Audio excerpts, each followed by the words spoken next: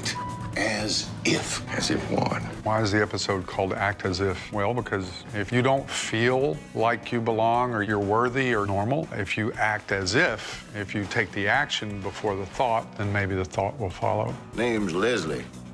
Daniel. In Daniel's case, it's if he tries to act like he's a human being, maybe eventually he will feel less like an alien. What were you thinking, Daniel? Besides destroying a perfectly good I kitchen. misunderstood. Yeah, you did.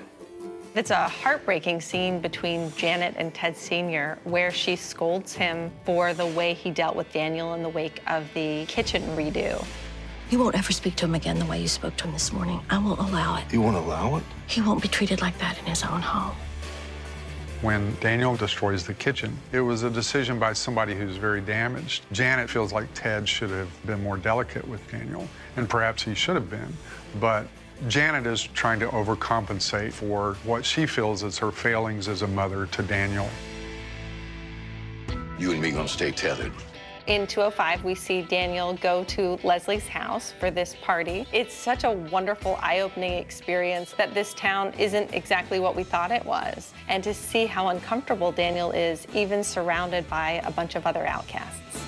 It's time to join the human race in all its permutations. I think 205 is called Act As If because a big part of this episode is Daniel's adventures with Leslie. Leslie might be a guide to enlightenment. Leslie motivates Daniel to dive into his life and to try to figure out what happened all those years ago with Hannah. By the end of the episode, Daniel is embracing the weird and wonderful, a brief reprieve from the dark forces closing in. Daniel, Daniel, Daniel.